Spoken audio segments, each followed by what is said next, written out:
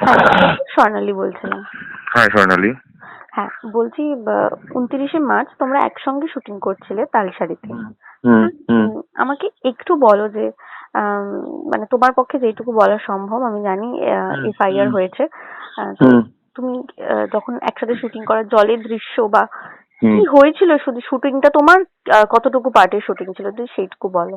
আমাদের শুটিং মানে তার আগে তো আমি আমি যেহেতু এই শোটাতে ফেব্রুয়ারি থেকে স্টার্ট করেছি, হুম কিন্তু আহ, আমার শুটিংটা ফেব্রুয়ারিতে আমি করলাম, তারপরে মার্চে আমার খুব একটা ডেট ছিল না, বিকজ গল্প এরকম ছিল যে আমার রি এন্ট্রি হবে।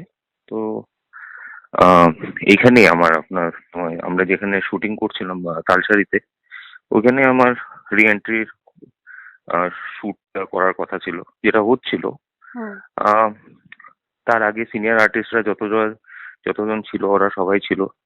আহ, ওদের সাথে রাহুল দা আর শ্বেতার শ্যুট চলছিল। তারপরে আহ, আমাকে ডাকা হলো।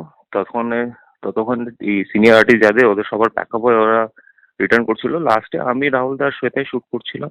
আহ, তাছাড়া তারপরে এমনি সবকিছু হয়ে গেছিল। It was the last shot, I guess. মানে এক্স্যাক্টলি কি প্ল্যান ছিল শুটে ওটা তো আমি এক্স্যাক্টলি বলতে পারবো না, কিন্তু যেহেতু কি লাস্ট মোমেন্টে সানডাউন হচ্ছিল, তাড়াতাড়ি আমরা শুট গুলো করছিলাম। ওই লাস্ট শটই ছিল বোধহয়, ড্রোন শট একটা ছিল, আই থিঙ্ক। ওই সময় এই ঘটনাটা ঘটে। এই বিষয়টা কি বলতো, আমাকে এই জিনিসটা বারবার রিকল করতে হয়, তো it becomes very much, it hmm becomes a problem for me. Anyways, hmm. Yeah, so ওই লাস্ট শটে যেটা ঘটলো, তারপরে মানে শ্বেতা আর রাহুল দা আহ, জলে এতটা যাওয়ার কথা ছিল না, কিন্তু তারপরে তার আগে আমরা এগুলো মাস্টার, এগুলোর close shot, sorry mid shot, close shot এগুলো করে নিয়েছিলাম। ওই হুম। লাস্ট ড্রোন শটটা যেটা হয়েছিল, আর ওই সময় ওই ঘটনাটা ঘটে। তারপরে শ্বেতা আর রাহুল দুজনই they kind of ever about to drown, and ওদের দুজনকেই বাঁচানো হলো। টেকনিশিয়ানস অনেক technicians they jumped on into the water. একটা বোট আসলো। আহ, ওদের কিন্তু খুব তাড়াতাড়ি বাঁচানো হয়েছিল। এই যে এখানে অনেক লেখা হচ্ছে যে 40 মিনিট লেগেছে, খুঁজে পাওয়া যাচ্ছিল না, এগুলো সবই ভুল। কিন্তু সেটা আহ, তো ময়নাতদন্তের রিপোর্টে বলা হয়েছে হ্যাঁ যে প্রায় 1 ঘন্টা জলের নিচে থাকায় যেখানে দ্বিগুণ হয়ে যায় ফুসফুস। সেটা তো হ্যাঁ। রিপোর্ট। এবার তুমি কি রিপোর্টের কি বলবে যে আমি যেটা কতক্ষণ? না, আমি যেটা দেখেছি ওটা তো এরকম ছিল না, মানে it was a matter of few minutes. যে বাই দ্যাট টাইম বোটও চলে এসছে। রাহুল দা শ্বেতা দুজনকে সেম টাইমে জল থেকে বের করা হয়েছে। তারপর রাহুল দাকে নিয়ে যাওয়া হয় হসপিটালে, যত তাড়াতাড়ি পারা হয়েছে এই জিনিসগুলো করা হয়েছে, আমার চোখের সামনে হয়েছে জিনিসটা। কিন্তু তারপরে আমরা জানতে পারি যে রাহুল দা আমাদের সাথে আর নেই। একসঙ্গেই কি দুজনকে তোলা হয়েছিল? একসঙ্গেই তোলা হয়েছিল। তো সেক্ষেত্রে একটা প্রশ্ন আসে যে মানে উম, শ্বেতা সম্পূর্ণ সুস্থ, মানে টাচুট সুস্থ না, সম্পূর্ণ? সম্পূর্ণ সুস্থ অবভিয়াসলি, কিন্তু শ্বেতা যেহেতু আই এম শিওর শ্বেতা আপনাদের সাথে বোধহয় এখন কথা বলতে পারছে না, না, বিকজ সেটা ওর একটা she is going through a trauma. মানসিক আমাদের ভাবে সবাইকে ওই অসুস্থ জিনিসটা হয়ে যাওয়া। আমাদের হ্যাঁ। সবাইকে এই জিনিসটা রিকোয়েস্ট মানে অ্যাকসেপ্ট কর, মানে we need to help her recover as soon as hmm hmm possible. Hmm hmm. তারপরে এখন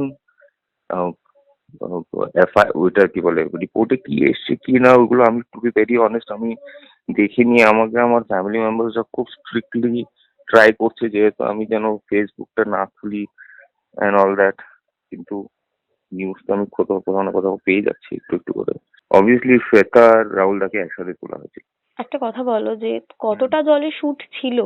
দেখো, এতটা মানে যেগুলো ওরকম জলে যাওয়ার কথা তো ছিল না, মানে এটা এটা এরকম কিছু ছিল না কেন।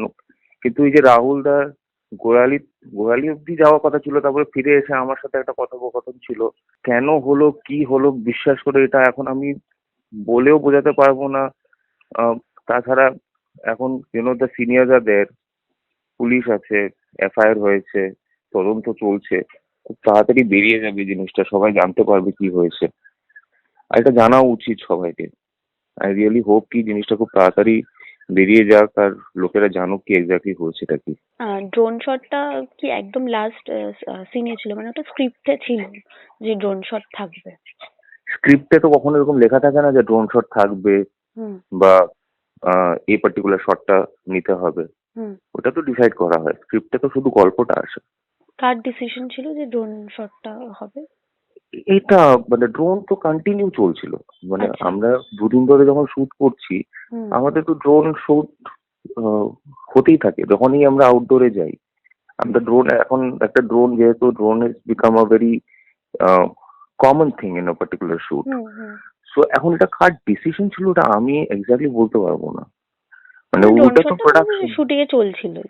এটা তো চলবে তো, আজকাল চলেই বলো, হুম হুম যখনই যে হুম হুম হুম। আউটডোরে যায় drone is a very compulsory thing. আচ্ছা, তুমি নিশ্চয়ই জানো যে যখন এই ঘটনাটা হয় এবং প্রোডাকশনের অনেককেই জিজ্ঞাসাবাদ করা হয় যে কি হয়েছিল না হয়েছিল, অনেক ন্যারেটিভেই যে ভুল ইনফরমেশন ছিল বা হুম, উম, অনেকের এটা নানান আমি শুনেছি মানে যে হ্যাঁ, মতামত এসেছিল। হ্যাঁ, হ্যাঁ, হ্যাঁ। এতে আমি না কোনো কমেন্ট করেও আমার কিছু মানে no point commenting on it. কেন কি হয়েছে? লোকেরা কি মানে যারা বলেছে ওরা কি প্যানিক করে গেছে তার জন্য বলেছে? কিসের জন্য বলেছে? মানে I can't talk about someone. আমি এখন যে যারাই আ হুম স্টেটমেন্ট দিয়েছে তখন, ওরা ওই স্টেটমেন্টটা কেন দিয়েছে, কি বলেছে, আমাকেও অনেকে ফোন করেছে তখন। আমি কারো ফোন তুলতে পারিনি ফর ওয়ান রিজন, যে ফোনটা আমার কাছে ছিলই না তখন। আমি কাকে ফোনটা দিয়ে, সবাই দৌড়োদৌড়ি করছে, people were running around here and there. আমার ফোনটা কখন আমি কাকে দিয়েছি আমার মনেই পড়ছিল না। আমি তখন তারপরে যখন সব ঘটনা ঘটে তারপরে আমি আমার ফোন খোঁজা শুরু করি। অনেকক্ষণ পরে আমি আমার ফোনটা পেয়েছি। আমি না করে দেখেছি ১০০টা মতন মিস কল ছিল তখন। কিন্তু at that time I was not in that state of giving a statement. আচ্ছা, সিদ্ধার্থ, মানে তুমি বিষয়টা পুরো নিজের চোখে দেখেছো, মানে সে অর্থে তুমি প্রত্যক্ষদর্শী। আর হুম, তো যেগুলো ওখানকার স্থানীয়দের থেকে শোনা হচ্ছিল, যে হুম, আগে শ্বেতাকে জল থেকে তোলা হয়, তারপর হুম, রাহুল দাকে। হুম। কিন্তু তুমি বলছো যে দুজনকে একসঙ্গে তোলা হয়। একই সঙ্গে, মানে it would have a difference between a minute might be. মানে এরকম না এই যে এতটা 40 মিনিটস, হাফ অ্যান আওয়ার, ১ ঘন্টার কথা হচ্ছে, ওটা ছিল না। ওরা কি দুজনেই ঢেউয়ের ধাক্কায় পড়ে যায়? হ্যাঁ।